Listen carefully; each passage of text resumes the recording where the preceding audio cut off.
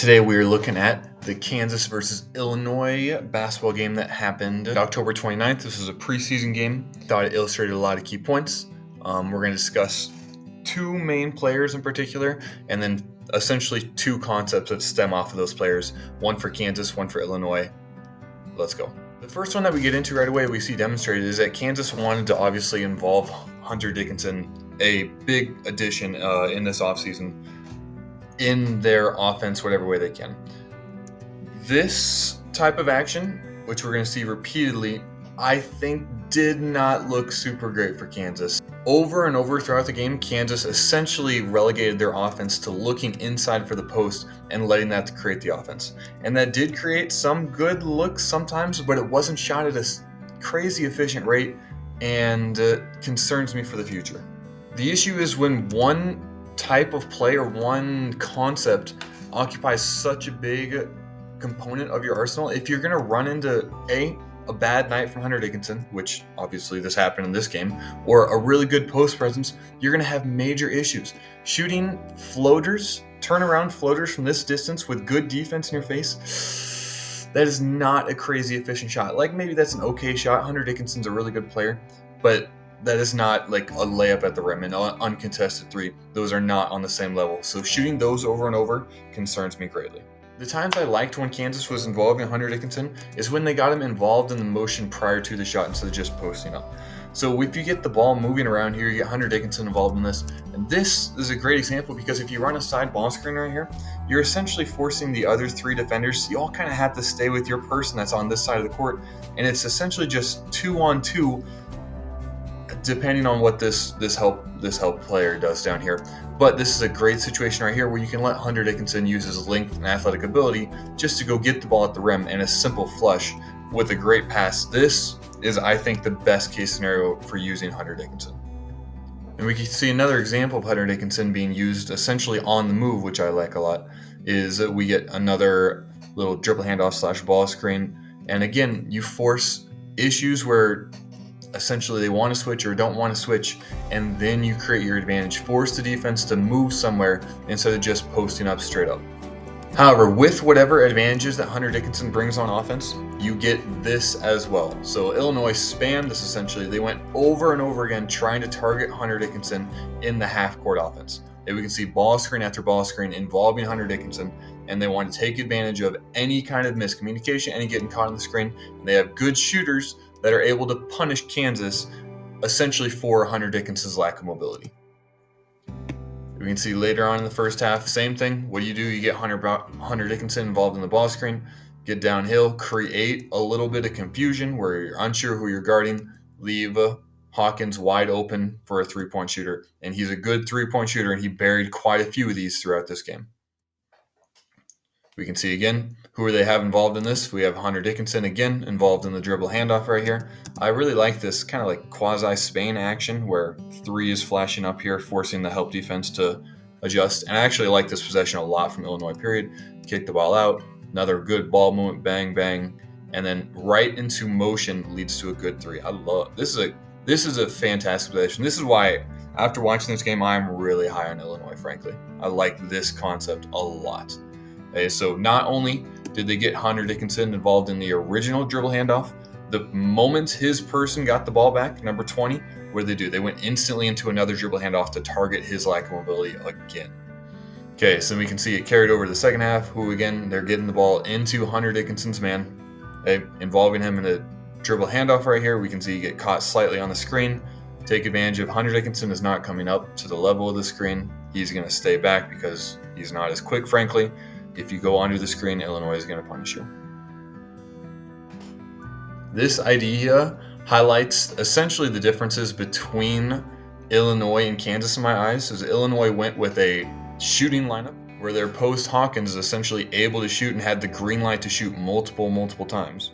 This, I think, highlights the biggest difference between the Kansas and Illinois philosophies. Is Kansas went kind of like bigger in the offseason. Like, they have a couple of players who aren't really great shooters, frankly, on the floor. And Illinois went the other way, where they have almost everyone can shoot pretty well. And then 33 in particular, their quote-unquote post player, shoots it very well for a big, frankly. And we can see in this possession, Kansas is denying things. I mean, they settle for a 3-point shot, which probably isn't a great look, but the fact that he can hit that is huge. That being said, with everything, there is always a trade-off. And one of the trade-offs is I believe Hawkins is not the best on defense, at least not the best on team defense. So we see on a couple of instances where he was a little oblivious to what was going on behind him. So as the ball gets rotated around, he's fixated on Hunter Dickerson. He's so fixated on Hunter. Even when the ball is on the opposite side of the court, where's he looking? He's looking at Hunter. He can't see the ball at all. So when this ball gets past the middle, he's the help defender, and he's way late on the rotation, can't contest at all. So we can see in this example as well, as Kansas is inbounding it, again, Hawkins, as soon as this ball gets past the opposite side of the court, what does he do? He's focused purely on Dickinson, just puts a body in him because he's worried they're going to post him up, even though the ball is on the other side of the court. And again, he's got the clear help responsibility and is late to react as well. And we can see later in the game, almost same situation, ball screen set up top, and he's even paying attention to the situation. He knows, he sees the ball's coming, and he backs up. It's an uncontested drive, and he backs up to stay with Dickinson. This is the one that blows my mind the most. I don't understand. You can be worried about Dickinson, I get it, but holy smokes, it's an open layup.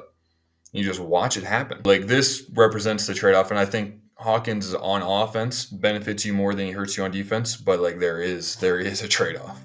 Another highlight to why I think Illinois is so good on my radar. I really, really like Illinois.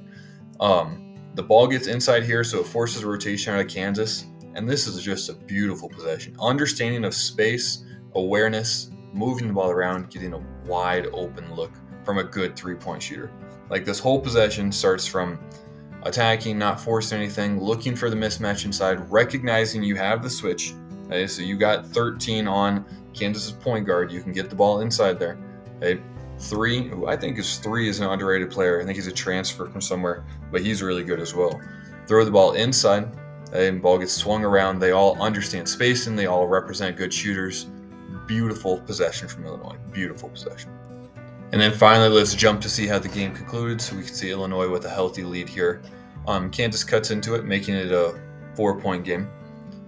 We can see Kansas went essentially not full on deny, but pretty close to really aggressively deny late in the game, which I like. It means that they're prompt. They got to be aggressive with it.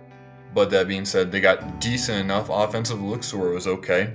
We can see them targeting Hunter Dickinson, probably getting a contested three, not a great one, but the fact they get the rebound is crucial. Again, we can reset it. Illinois, we're looking to take the shot clock as low as possible, maybe get a good shot off with 6 or something like that. See, Illinois is taking the shot clock off, not getting a great look. So the deny defense from Kansas was working pretty good and forces a very difficult shot. So then Kansas bringing the ball up. We want a quick look. We want something good. Again, we can see Kansas really wanted to go inside. That was their big priority, again, which concerns me because you have shots that are not super high percentage. Again, good defense, a contested left-handed hook, and I get he's a good post player, one of the top 3 post players in the nation. That's still a difficult shot. Okay, taking time off the clock. Ball in the hands of the point guard. What do? We want ball screen Hunter Dickinson. Yes, sir. I kind of wish in this situation they would actually recognize that you have Dickinson on the point guard over here and give him a little bit of isolation or allow 13 to post up, something where you have a major advantage because of Kansas's defense. However, they do eventually get it back. Oh, touche. I apologize, Illinois. So they did swing the ball back to the mismatch, and 3 does a little head fake to get the ball or get Dickinson up in the air and drives. Even though he misses it, that was a good look for sure. Kansas pushing in transition, and this makes me not great. I'm not I love these games because of competitiveness, but you don't want to see people get injured. See, Kansas, I think, had somebody go to the locker room, and the number 13 is clearly in pain right now. You don't want to see that. That's brutal. That being said, the ball, Illinois ends up with the ball. Kansas is pressuring, and they end up getting a foul. Good pressure by Kansas, though. Good awareness. It's both free throws. Kansas, you got to go immediately. You cannot be taking even this amount of time right here. You got to go right now. Under Dickinson, that's probably a good time for a 3, but again, he's not shooting it super well. They maintain possession on the miss. Ball gets inbounded. Looks like they are looking for a three. Quick shot. I like. Air ball though. I mean, said still like it. Hunter Dickerson. That's I think where you saw his force the most is on offensive rebound. Okay, again, you gotta essentially look for an immediate three. Swinging the ball around. At least Hunter is aware enough. Shoots it. Again, no bueno. Illinois looking to essentially run off the clock. Probably don't want it in 33's hands, but that being said, he was aware of it. I like the fact that Bill Self didn't foul here. Let the game commence. As a preseason game for sure. Overall, I thought there was some interesting takeaways. So I would say, in conclusion, Kansas didn't look like the number one team. Maybe it was just not their best game. Hunter Dickerson would have played better, and that would make them look more dominant. And Illinois, I thought, looked great.